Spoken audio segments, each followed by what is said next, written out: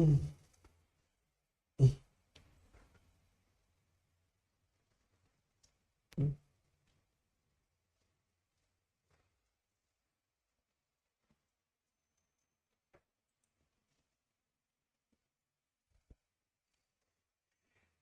Friends, welcome to science magnet. दोस्तों कैसे हो आप लोग सभी? आई होप सभी बहुत अच्छे हो, शानदार हो, जानदार हो। दोस्तों कुछ चीजें मैं आपको बताना चाहूंगा। एक तो अपनी जो क्लास होगी ना, वो अब से सुबह 11 बजे होगी, ठीक है, पहली बात।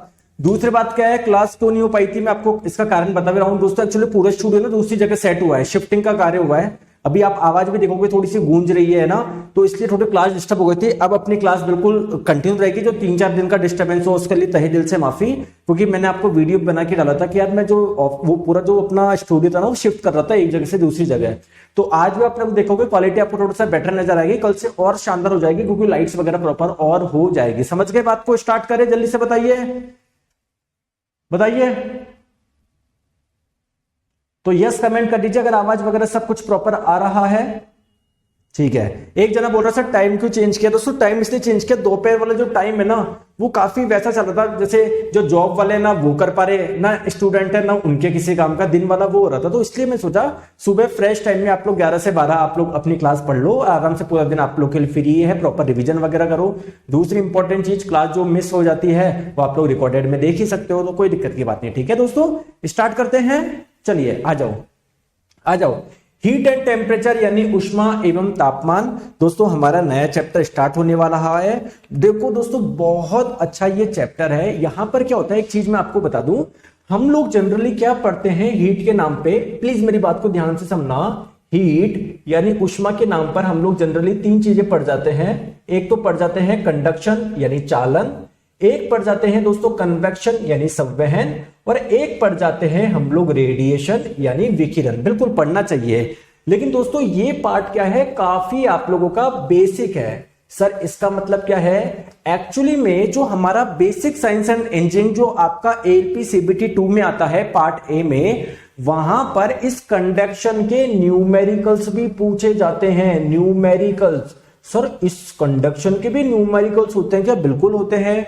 सर न्यूमेरिकल कैसे आते हैं, थोड़ा सा समझाओ ना, हमने तो आज तक देखे नहीं। अभी मैं बताता हूं दोस्तों। न्यूमेरिकल कुछ ऐसे आएंगे कि ये एक कोई वॉल है, कोई दीवार है, या कुछ मान लो ऐसे, लो ये दीवार, अब फील कर पा रहे हो दीवार है?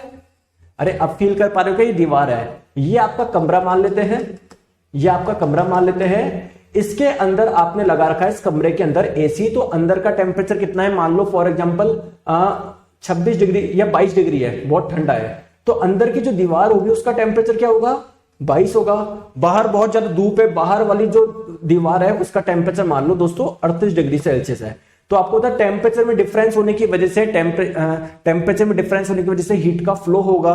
तो किस रेट से हीट फ्लो होगी, 1 सेकंड में कितनी जूल हीट जाएगी, ऐसे क्वेश्चन पूछे जाते हैं। तो हम लोगों को इन डेप्थ पढ़ना पड़ेगा ये चैप्टर। समझ में आ गई बात को? अरे यस और नो बोलो बिल्कुल। तो सर आज ही हम लोग यहां से स्टार्ट कर देंगे क्या? अरे नहीं, पहले आपको बेसिक पता होना चाहिए ना, हीट क्या होता है, टेम्परेचर क्या होता है, हीट किस किस मोड से ट्रांसफर करी जा सकती है। समझ गए बात को? स्टार्ट करें। बिल्कुल सर स्टार्ट करते हैं। सबसे पहले हीट के बारे में, उष्मा के बारे में।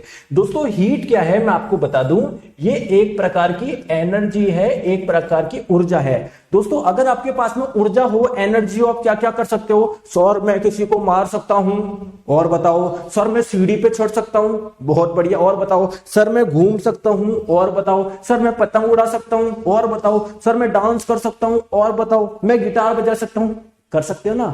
तो सिमिलरली जिसके पास भी एनर्जी है वो बहुत सारे कार्य कर सकता है।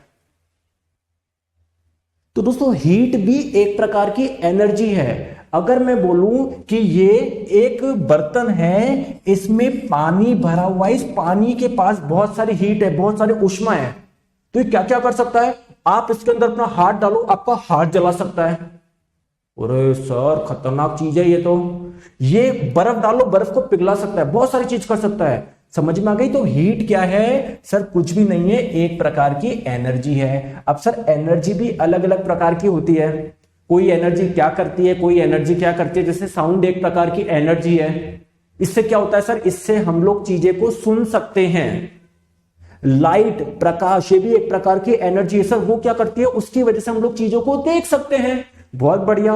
तो सर जो हीट है ये भी कुछ ना कुछ तो करेगी ना। आइए इस हीट का हम लोग इंट्रोडक्शन समझते हैं। देखो पहले आप लोग मुझे बताओ, केमिस्ट्री में, रसायन विज्ञान में आपने पढ़ा होगा कि जितने भी सब्सटेंस होते हैं यानी जितने भी पदार्थ होते हैं वो किससे मिलके बने होते हैं सर? वो एटम से, परमाणु से मिलके बनते हैं, या फिर आप लोग बोल सकते हो मॉलिक्यूल, अणु से मिलके बनते हैं। क्यों सर? अरे मॉलिक्यूल भी तो एटम से मिलके बने होते हैं। ठीक है, जैसे अगर मैं आपको बोलूं इस पेन की बात, तो दोस्तों ये जो पेन है ना, पेन, ये बहुत छोटे छोटे छोटे छोटे छोटे छोटे एटम, परमाणु से मिलके बना होगा। सही बात है? ये बात क्लियर है या नहीं है? बिल्कुल सर सही बात है, ये बात तो हमको पता है। आगे बताओ।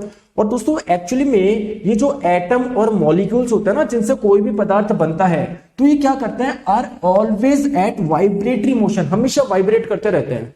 जैसे मैं आपको बताऊं, ये एक लोहे की आपने रॉड ली। लोहे की रॉड किससे मिलकर बनी हुई है सर? बहुत सारे एटम यानी बहुत सारे परमाणु से मिलकर ये रॉड बनी है। समझ में आ गई बात को? बिल्कुल। दोस्तों होगा क्या, आप हमेशा देखना, ये जो एटम होंगे ना, परमाणु, ये वाइब्रेट करते रहते हैं अंदर, जुन जुन जुन जुन जुन जुन जुन जुन जुन जुन जुन जुन जुन जुन। सर मेरे को तो दिखे ही नहीं। दोस्तों आपको एटम नहीं दिख रहा, एटम वाइब्रेशन कर रहा है, ये कहां से दिख जाएगा? अरे बोलो हाँ या ना, बताओ। सर ब्राइटनेस बहुत ज्यादा है दोस्तों, मैं आपको बता रहा हूं ना, आज स्टूडियो को सेटअप हुआ, आज एडजस्ट कर लो। ठीक है, अरे बताओ हाँ या ना। ठीक है सर, ठीक है। जैसे इस कमरे के अंदर क्या है? एयर है। कौन कौन सी गैस है सर? ऑक्सीजन है, आप लोगों की कार्बन डाइऑक्साइड है। तो इनके जो एटम्स है, मॉलिक्यूल, वो क्या कर रहे हैं? वाइब्रेट कर रहे हैं, हिल रहे हैं। ऐसा नहीं है एक जगह चुपचाप से कोई बैठा है। ठीक है सर, ठीक है। तो दोस्तों एक्चुअली में अगर ये वाइब्रेशन कर रहे हैं, चिन्हों से गति कर रहे हैं, तो इनके पास में कोई एनर्जी है, तभी तो कर रहे हैं। तो इसी वाली एनर्जी को आप लोग क्या बोलेंगे? हीट एनर्जी बोलेंगे, ऊष्मीय ऊर्जा बोलेंगे, ऊष्मा ऊर्जा बोलेंगे। कौन सी वाली एनर्जी? ये जो गति कर रहे हैं ना, ये हल्का सा वाइब्रेशन कर रहा है, इसकी वजह से जो एनर्जी होगी, इसे आप लोग क्या बोलोगे? हीट एनर्जी आप लोग बोलोगे। जी बिल्कुल सर, बात समझ में आ गई। एक बार यस कमेंट कर दो, यस कमेंट कर दो, यस कमेंट कर दो। बहुत बढ़िया, बहुत बढ़िया, बहुत बढ़िया। ठीक है। अरे यार दोस्तों, एक जना बोल रहा सर ब्राइटनेस ज्यादा। यार आज स्टूडियो सेटअप हुआ, आज एडजस्ट कर लो यार, कंटेंट में नजर लगा लो, हो जाएगा सब कुछ सही। टेंशन लेते हो आप, आ जाओ। अब बात करते हैं सर हीट के बारे में। बहुत बढ़िया, आपने बहुत शानदार चीज बताई सर। इसका मतलब मैं ये समझ सकता हूं क्या? मैंने बोला क्या सर? इधर देखो, इधर देखो, मेरे पास में मान लो सर एक लोहे की रॉड थी। ठीक है सर, आगे बताओ। सर आपने बताया था हर कोई पदार्थ बहुत छोटे छोटे एटम से मिलकर बना हुआ है। सर देखो ये भी बहुत सारे एटम से मिलकर बना हुआ है, परमाणु से मिलकर बना हुआ है। बिल्कुल सही बात है, बिल्कुल सही बात है। आपने इसका ये एंड क्या करा? गरम करा। गरम करा मतलब आपने हीट दी। हीट क्या है? एक प्रकार की एनर्जी है, यानी आपने एनर्जी दी, तो क्या ये वाले एटम ज्यादा वाइब्रेट करेंगे? क्या बोलो हाँ या ना? ये वाला जो किनारा था वो इतना गर्म नहीं था, उसके पास में इतनी हीट नहीं थी, उसके पास में इतनी एनर्जी नहीं थी, तो वो इतना ज्यादा वाइब्रेट नहीं करेगा, जबकि ये वाले बहुत ज्यादा वाइब्रेट करेंगे। दोस्तों ये बात समझ में आ गई क्या? बात समझ में आ गई क्या? बात समझ में आई है नहीं आई? बताओ, आ गई? बिल्कुल सर, बात समझ में आ गई, कहीं कोई दिक्कत नहीं है, बिल्कुल अच्छे से हमको सब कुछ समझ में आ गई। बहुत बढ़िया।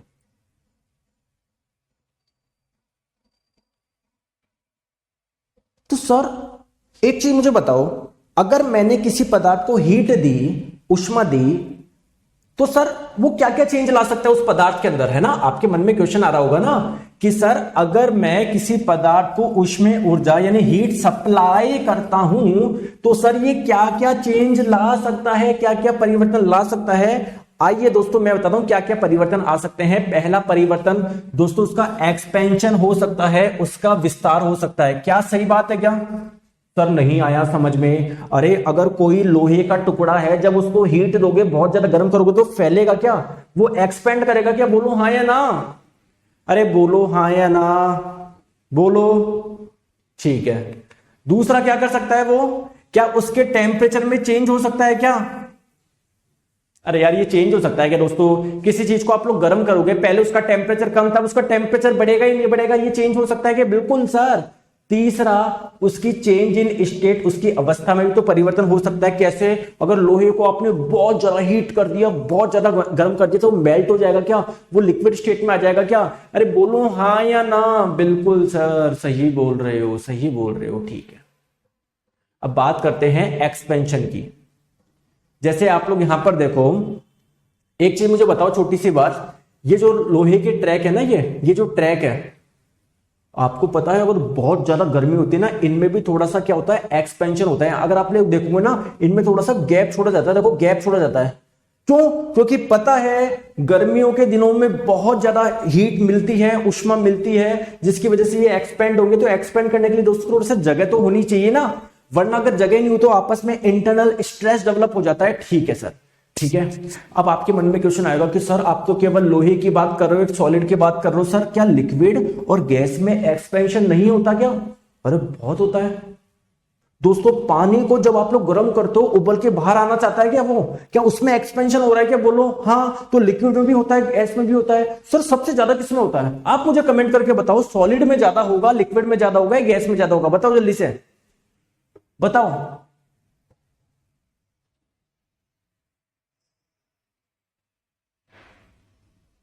बताओ बताओ।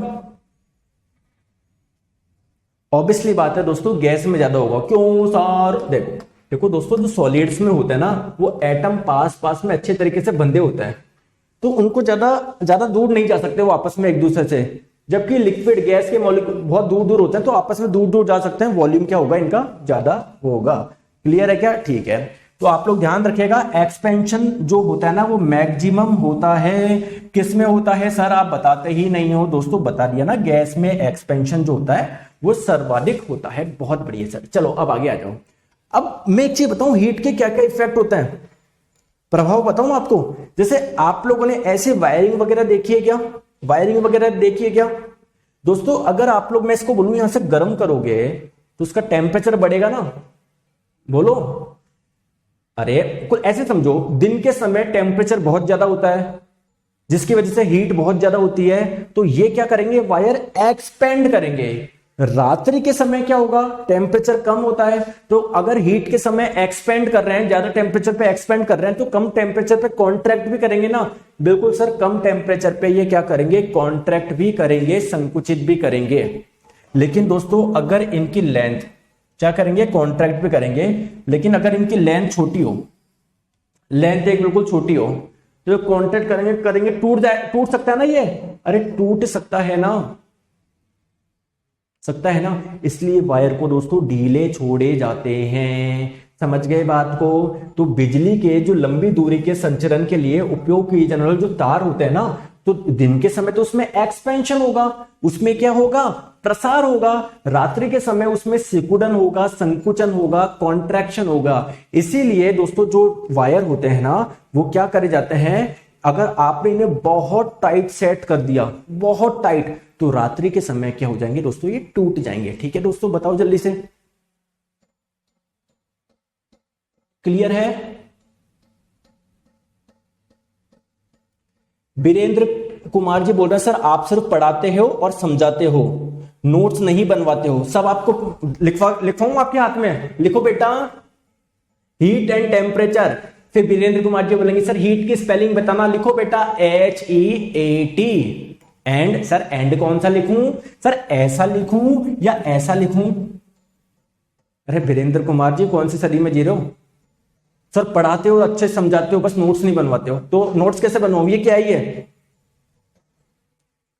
पढ़ लो वीरेंद्र कुमार जी, वरना बैठे बैठे रह जाओगे आप। बाकी के यही अगले साल जो बाकी के बच्चे हैं सिलेक्शन देंगे, इंटरव्यू देने आएंगे, जब इन्हीं का इंटरव्यू सुनोगे, जब ये बोलेंगे कि मैं तो बस अच्छे से पढ़ाई करी, सर ने जैसे पढ़ाया वैसे फॉलो किया, फिर अगली बार देना तैयारी, जब अब 10 साल बाद में आएगी जब वैकेंसी। ठीक है सर, ओके सर, मुझे समझ में आ गया, बहुत अच्छी बात है।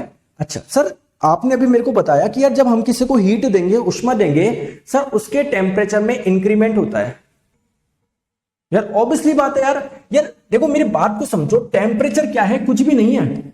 अच्छा मुझे बताओ मास क्या है, द्रव्यमान क्या है? मुझे बताओ, मुझे बताओ मास क्या है, द्रव्यमान क्या है? आप मुझे बताओ आप बोलेंगे सर मास क्या होता है, जैसे मान लो कोई वस्तु है, जैसे मान लो ये कोई लकड़ी का टुकड़ा है, इसका जो द्रव्यमान है मान लो 2 किलोग्राम है, ठीक है सर। अगर कोई लकड़ी का टुकड़ा है, इसका द्रव्यमान कितना है 4 किलोग्राम है, ठीक है सर। इसका मतलब क्या है, इसमें मैटर बहुत ज्यादा है, इसमें पदार्थ की मात्रा बहुत ज्यादा है, इसमें पदार्थ की मात्रा कम है।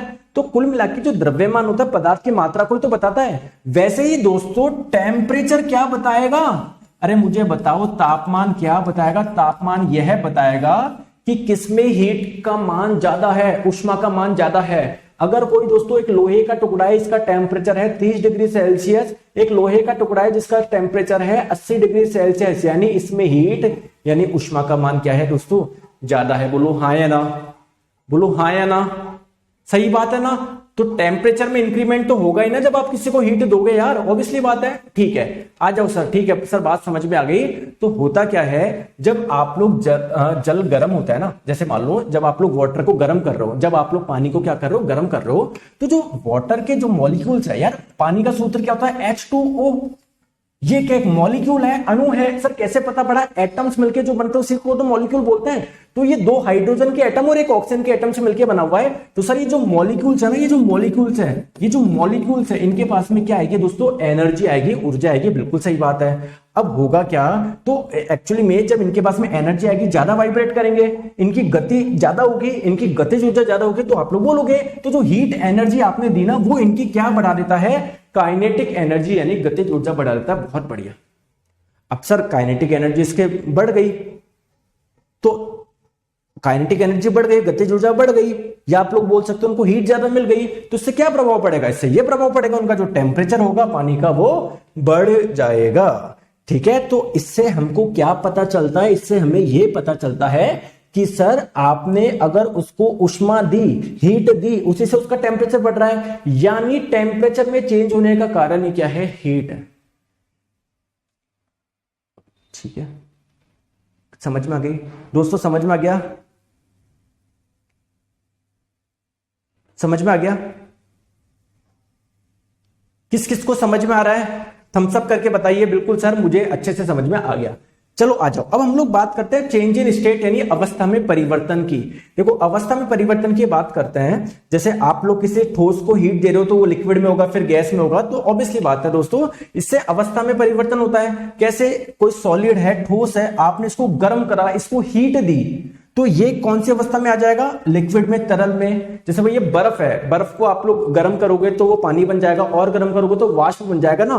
तो दोस्तों सॉलिड लिक्विड में कन्वर्ट होता है, और हीट दोगे तो लिक्विड गैस में कन्वर्ट होगा। समझ में आ गई। अब दोस्तों मान लो आपके पास में पानी है, पानी को जब आप लोग फ्रिज में रखते हो, रेफ्रिजरेटर में रखते हो, तो वो सुबह तक बर्फ बन जाता है। क्यों, क्योंकि रेफ्रिजरेटर उसमें से क्या निकाल लेता है, हीट निकाल लेता है। तो अगर लिक्विड में से आप लोग हीट को निकालोगे तो वो सॉलिड में कन्वर्ट हो जाएगा। दोस्तों कोई पानी की वाष्प है, आप लोग देखते हो क्या, ओस देखा है कभी आपने घास पे, ओस, वो ओस क्या है दोस्तों, इस वायु में जो वाटर वेपर है, जो जल वाष्प है, जो भाप है ना, वो जब रात्रि में टेम्परेचर कम होता है ना, तो यही जो वाष्प होती है ना, हीट, भाई टेम्परेचर कम होता है, इससे हीट निकल जाएगी, तो वो ही पानी की बूंद में कन्वर्ट हो जाती है, उसे ही हम लोग ओस बोलते हैं। तो अगर गैस को आप लोग ठंडा कर रहे हो तो लिक्विड में कन्वर्ट होगा। अब बात आती है प्रोसेस को क्या बोलते हैं, तो सॉलिड से गर्म करने पर लिक्विड में कन्वर्ट होना ही कहलाता है मेल्टिंग, जिसे आप लोग हिंदी में गलन बोलते हैं। लिक्विड को जब आप लोग और गर्म करोगे तो गैस में कन्वर्ट होता है, इस प्रोसेस को बोलते हैं इवेपोरेशन, हिंदी में आप लोग इसको वाष्पीकरण भी बोलते हैं। समझ में आ गया। अगर कोई सॉलिड गर्म करने पर सीधे गैस में कन्वर्ट हो रहा है तो उसको बोलते हैं सब्लिमेशन यानी ऊर्ध्वपातन। सर ऊर्ध्वपातन किस किस में होता है, जल्दी से बताइए, इसका एग्जांपल बताइए। सर कपूर में होता है, कपूर आपने पूजा में देखा होगा, जब कपूर को यूज करते जलाते हो तो सीधे गैस में कन्वर्ट हो जाता है, ऐसे नहीं है मेल्ट होकर थाली में होगा, ठीक है ना, सीधे गैस में हो जाएगा।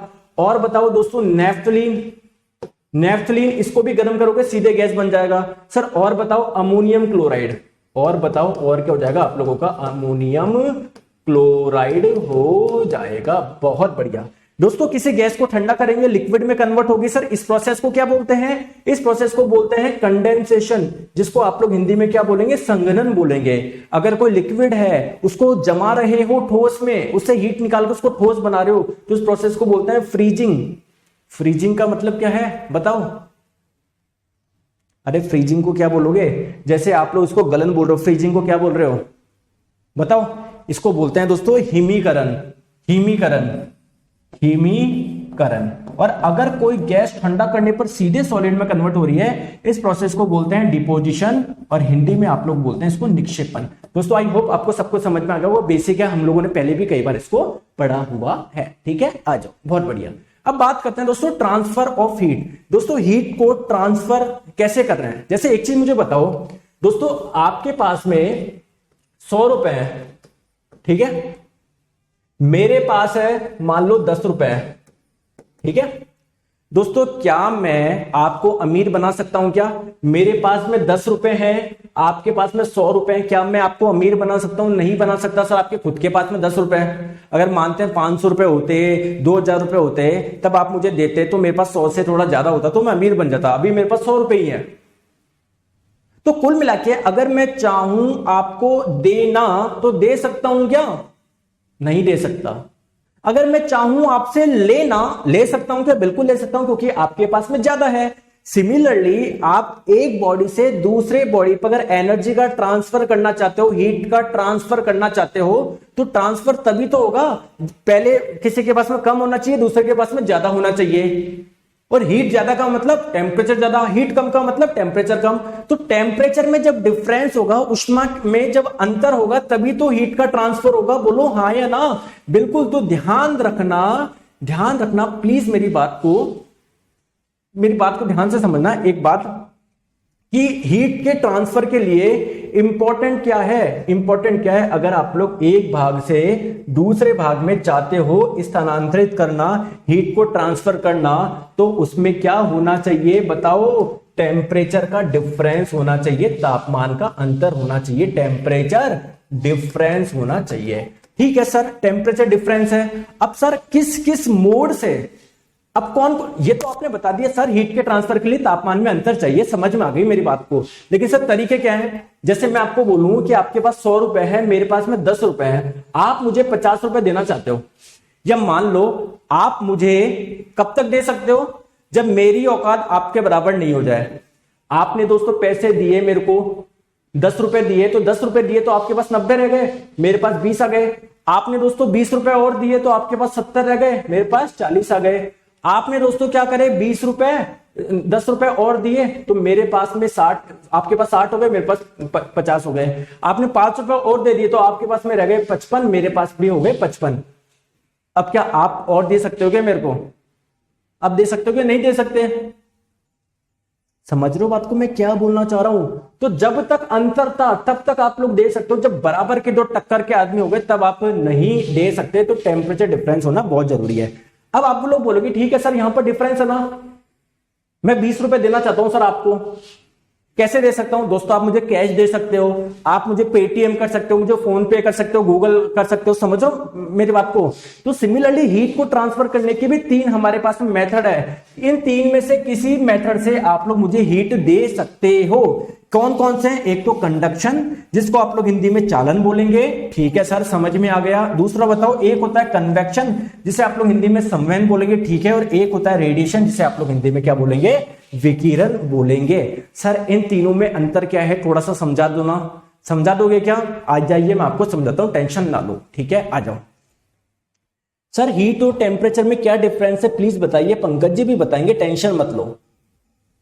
हीट एक प्रकार की एनर्जी है, टेम्परेचर एक क्या है? यूनिट है, वो मेजर कर रहा है कि किसी के पास में कितनी हीट है, ठीक है। टेम्परेचर बेसिकली बताता है डिग्री ऑफ हॉटनेस और कोल्डनेस, किसके पास में कितनी ज्यादा हीट है, इसको आप उसके टेम्परेचर से पता लगा सकते हो। समझ में आ गई बात को? ठीक है, अब चीज समझो मेरी बात को। देखो अब मैं एक चीज आपको बोलना चाह रहा हूं, प्लीज मेरी बात को ध्यान से समझो। मैं यहीं पर आपको बताता हूं एक ही एग्जांपल में, कंडक्शन, कन्वेक्शन, रेडिएशन, चालन, संवहन, विकिरण। चलो सर समझाओ। देखो प्लीज मेरी बात को ध्यान समझो। सबसे पहले मैं आपको कंडक्शन यानी चालन बताता हूं। दोस्तों ये मान लेते हैं आयरन की एक रॉड थी, कॉपर की मान लो, जिसको आपके माननी है मान लो, ठीक है। आपको मुझे बताओ क्या ये बहुत छोटे छोटे एटम यानी परमाणु से मिलके बनी होगी क्या? बहुत छोटे छोटे एटम यानी परमाणु से मिलके बनी होगी क्या? बताओ बताओ, अरे बताओ बताओ बताओ बताओ बताओ बताओ बताओ बताओ बताओ। बिल्कुल सर, बिल्कुल सर, ऐसा ही होगा। दोस्तों जब आप लोग इसको हीट देंगे, आप मुझे बताओ अगर आप लोग इस किनारे को गर्म करोगे तो ये किनारा भी गर्म हो जाता है क्या? आप लोग दोस्तों लोहे के टुकड़े को, इस किनारे को गर्म करो, क्या आपको यहां से भी गर्म लगेगा क्या? इसका मतलब हीट तो आपने दी थी यार यहां पर और पहुंच गई यहां पर, तो हीट का ट्रांसफर हुआ ना। तो सर ये किस मेथड से हुआ, आइए मैं आपको समझाता हूं। दोस्तों होता क्या है, जब आपने हीट दी, एनर्जी दी, तो ये जो एटम्स जो पहले वाइब्रेट कर रहे थे अब और ज्यादा वाइब्रेट करेंगे क्या? बहुत ज्यादा वाइब्रेट करेंगे क्या? दोस्तों ये वाइब्रेट करेगा, पास वाले को टक्कर देगा, ये भी वाइब्रेट करेगा, फिर पास वाला, फिर पास वाला, फिर पास वाला, फिर पास वाला, पास वाला, पास वाला, पास वाला, ये भी वाइब्रेट करना लग जाएंगे। यानी जो एनर्जी इसके पास थी वो एनर्जी कहां पर पहुंच गई? यहां पर पहुंच गई। यानी जो हीट यहां पर थी वो यहां पर पहुंच गई। दोस्तों यहां पर हीट के ट्रांसफर के पीछे कारण क्या है? आप लोग बोलेंगे सर वाइब्रेशन। अरे यार हिंदी में बताओ, मुझे इंग्लिश नहीं आती। सर आप लोग बोलेंगे कंपन। कौन कंपन कर रहा है? ये जो एटम्स है, ये जो मॉलिक्यूल्स है वो कर रहा है। एटम्स या मॉलिक्यूल? हिंदी में बताओ, नहीं आती मुझे इंग्लिश यार। सर परमाणु और अणु, समझ में आ गया। और दोस्तों एटम और मॉलिक्यूल के वाइब्रेशन की वजह से जो हीट का ट्रांसफर हो रहा है, इसी मेथड को आप लोग क्या बोल रहे हो? कंडक्शन यानी चालन बोल रहे हो। दोस्तों समझ में आ गया क्या? बताओ यार, बताओ, एक बार कमेंट पढ़ लेता हूं, बताओ जल्दी से बताओ। सर आपका पढ़ाया हुआ बहुत शानदार आता है एग्जाम में sir, thank you so much Ravi Kumar ji. बताओ इतना समझ में आ गया? चले आगे, कंडक्शन की कहानी खत्म। थोड़ा सा बेसिक समझ में आ गया कंडक्शन का? बिल्कुल आ गया। अब इसको छोड़ो सर, अब कन्वेक्शन के बारे में बताओ। आ जाओ थोड़ा सा हम लोग समझते हैं कन्वेक्शन के बारे में। कन्वेक्शन हिंदी में आप लोग क्या बोलेंगे? संवहन बोलेंगे। अच्छा अब बताओ सर इसमें क्या हुआ? दोस्तों अगर आप लोग ध्यान से देखोगे, ऐसा तो है नहीं ये एटम उठ के इधर आके जाके एनर्जी दे रहा है, अपनी जगह वाइब्रेट कर रहा है, अपनी ही जगह वाइब्रेट कर रहा है। तो आप लोगों से कई बार एग्जाम में पूछा जाता है कि जो कंडक्शन होता है, क्या उसमें मैटर यानी पदार्थ का ट्रांसपोर्ट होता है क्या? पदार्थ का फ्लो होता है क्या? फ्लो गलती से हाँ मत बोल देना, मना कर देना, क्योंकि यार यहां वाला जो मैटर है, एटम है, वो यहीं पर है। ऐसा नहीं है यहां से उठ के वहां पर जा रहा है। समझ में आ गई बात को? बिल्कुल सर समझ में आ गई, बहुत थोड़ा सा समझ में आ गया, ठीक है, बहुत बढ़िया, बहुत बढ़िया, बहुत बढ़िया। आ जाओ अब बात करते हैं दोस्तों कन्वेक्शन यानी संवहन की। दोस्तों कन्वेक्शन क्या होता है, मेरी बात को प्लीज ध्यान से आप लोग समझना। देखो एक चीज मुझे बताओ, मैंने क्या करा, हाँ दो एग्जांपल दूंगा इसके मैं। आपने घर पे कभी पानी गर्म करा है? अरे सर मम्मी रोज करवाती है। आपको क्या लगता है मम्मी जी काम नहीं करवाती? देखो तो आपने एक बर्तन लिया, उसके अंदर आपने क्या डाला? पानी डाला, नीचे से आपने क्या कर दिया दोस्तों? इसको गर्म कर दिया, ठीक है सर। दोस्तों ध्यान से देखो यहां पर होता क्या है, पानी की जो सबसे नीचे वाली लेयर है वो इस बर्तन के कांटेक्ट में आएगी, उसका क्या बढ़ेगा सर? टेम्परेचर बढ़ेगा। दोस्तों टेम्परेचर बढ़ने की वजह से उस पानी के नीचे वाली लेयर की डेंसिटी कम हो जाती है, घनत्व कम हो जाता है, कुल मिला के वो क्या हो जाता है? हल्की हो जाती है। दोस्तों हल्की चीज नीचे रहती है, भारी चीज नीचे रहती है? सर हल्की चीज तो ऊपर रहती है, भारी चीज नीचे आती है। तो इसका टेम्परेचर कम हो गया, ये वाली लेयर जाएगी ऊपर, ऊपर वाली का टेम्परेचर क्या था? अभी कम ही था, भारी थी, वो आएगी नीचे। वो क्या आ गई? नीचे आ गई। अब उसका टेम्परेचर बढ़ेगा, उसकी डेंसिटी कम होगी, हल्की होगी, वो जाएगी ऊपर, और जो ऊपर वाली थी वो आएगी नीचे। तो कुल मिला के ऐसे फ्लो होता रहेगा, तो हर एक लेयर गर्म होती जाएगी। समझे क्या? समझे क्या? तो हीट का जो ट्रांसफर है वो पूरे पानी में हो गया। इसी मेथड को बोलते हैं कन्वेक्शन यानी संवहन। संवहन को क्या बोल सकते हो? इसमें एक्चुअली मैटर का फ्लो होता है, इसमें पदार्थ का फ्लो होता है। ये यहां का जो पानी था वो फ्लो के ऊपर जा रहा है, ऊपर वाला नीचे आ रहा है, नीचे वाला ऊपर, ऊपर वाला नीचे। समझ रहे हो क्या? अरे समझ रहे हो क्या? बोलो हाँ या ना, बताओ। सर आईसीआर का एग्जाम कैंसिल हो गया है, आईसीआर का एक्सपेक्टेड क्वेश्चन करा तो करा दूंगा, टेंशन मत लो, यूट्यूब पे कराऊंगा ना। बताओ जल्दी से, अरे बताओ बताओ।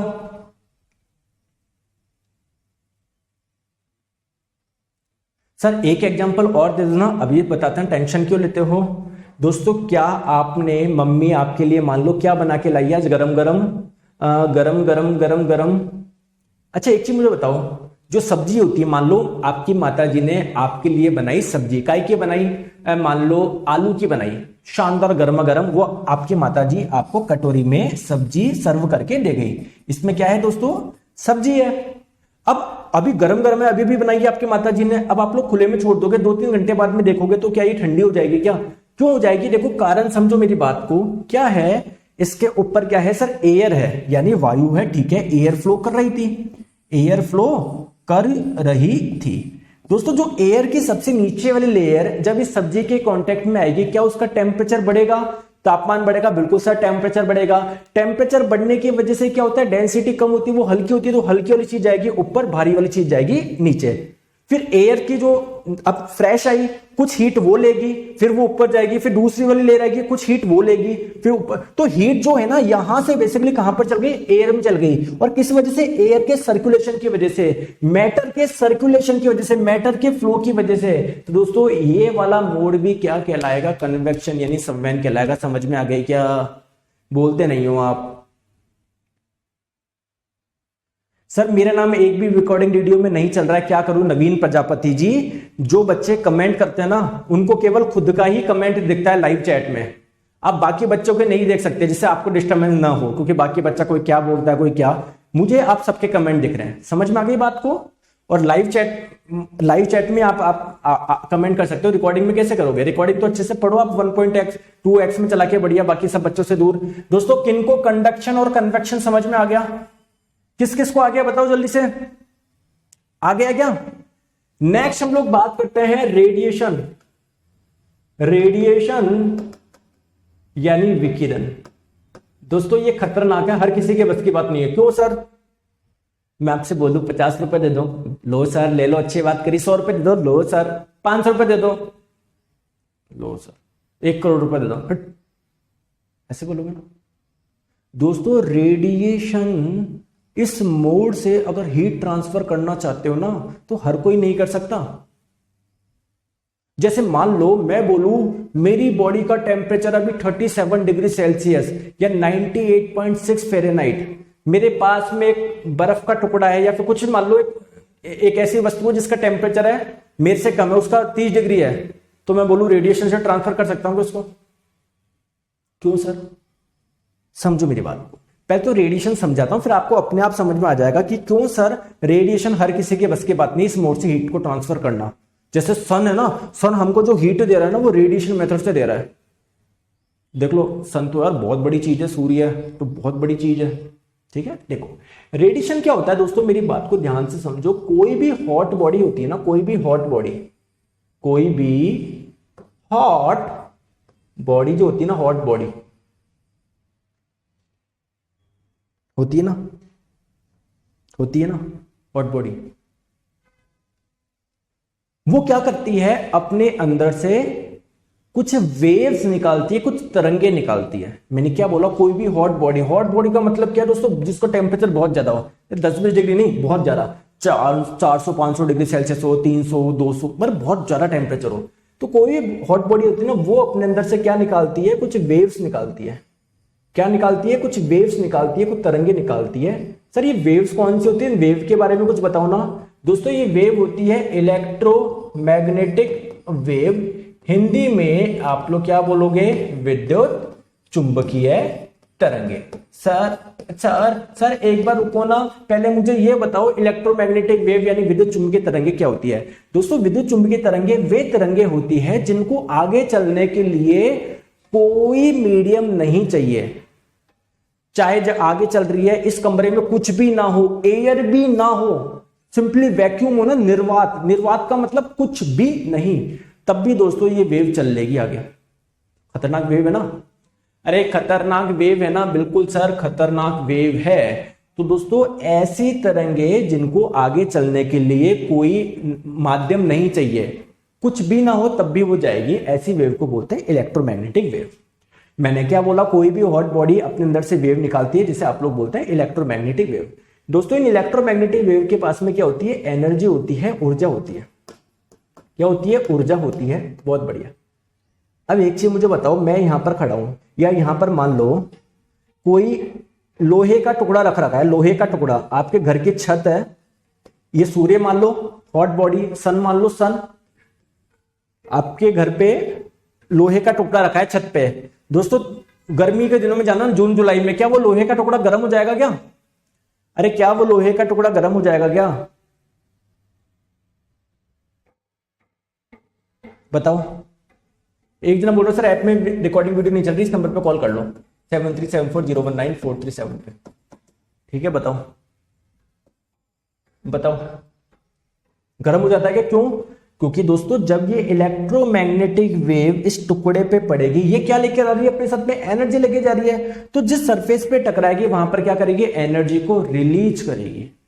अब वो एनर्जी किसको मिल जाएगी? लोहे के टुकड़े को मिल जाएगी, जिससे इसका क्या बढ़ जाएगा? टेम्परेचर बढ़ जाएगा, जिससे इसका तापमान बढ़ जाएगा। क्या ये बात समझ में आई क्या? बोलो हाँ या ना, बोलो हाँ या ना, अरे बोलो हाँ या ना, बोलो बोलो। तो दोस्तों इसी मेथड को बोलते हैं रेडिएशन। देखो इसके पास में हीट थी, इसके पास में आ गई, किसकी मदद से? इलेक्ट्रोमैग्नेटिक वेव की मदद से। इसी मेथड को बोलते हैं रेडिएशन, यानी विकिरण। हम लोग जनरली बोलते हैं इससे रेडिएशन निकल रही है। अरे रेडिएशन नहीं है, ये एक प्रकार की इलेक्ट्रोमैग्नेटिक वेव है। अब दोस्तों ये रेडिएशन निकालता कौन है? दोस्तों इसके लिए टेम्परेचर थोड़ा ज्यादा होना चाहिए। ऐसा नहीं हमारा टेम्परेचर तो 37 डिग्री सेल्सियस है तो हमसे नहीं निकलेगी, ज्यादा होना चाहिए 180, 100, 110, 120, तब जाके वो रेडिएशन के माध्यम से अपनी हीट दूसरे को दे पाएगी। समझ में आ गई बात को? बोलो हाँ या ना। गुरुजी वेव के पास एनर्जी कैसे होगा? क्योंकि मास तो नहीं है, तो जरूरी है कि जिनके पास में मास होता है उन्हीं के पास में एनर्जी होती है। जो लाइट है उनके पास में एनर्जी नहीं होती क्या? बताओ, लाइट में कोई मास आता है क्या? अरे सूर्य से जब प्रकाश आता है तो 2-4 किलो के वो आते हैं कि पत्थर साथ में आपके? बताओ। है जो साउंड है वो एक पॉइंट से दूसरे पॉइंट पे जाता है, तो जो एनर्जी जा रही है, क्या वो कोई, मैं बोल रहा हूं कुछ निकल रहा है क्या मुंह से? कुछ 2-4 किलो के पत्थर, कुछ द्रव्यमान निकल रहा है कि जो एनर्जी लेके जाएंगे? वेव में एनर्जी नहीं होती क्या? दोस्तों तीनों चीज समझ में आ गई? प्लीज बताओ। Conduction, convection, radiation. और दोस्तों आज स्टूडियो मैंने नया सेटअप करा है पूरा, तो यार आज ऐसे गुस्सा मत हुआ करो सर ब्राइटनेस ज्यादा आ रही है, ये नहीं देखते सर है ना 2-3 दिन से स्टूडियो सेटअप कर रहा है। समझ में आई? कल हम लोग इसको करेंगे कंटिन्यू। आज मैंने बिल्कुल बेसिक बताया, फिर एक एक की मैं डेफिनेशन बताऊंगा। कंडक्शन क्या होता है, फिर हम लोग समझेंगे कन्वेक्शन के बारे में, और फिर हम लोग समझेंगे रेडिएशन के बारे में। समझ में आ गई दोस्तों बात को? बात क्लियर है नहीं है बताओ? अरे आई या नहीं आई? आई या नहीं आई? आ गई? चलो तो दोस्तों आज के लिए इतना रखते हैं। बिल्कुल मस्त रहा करो, बिंदास रहा करो, और टेंशन छोड़ दो सर।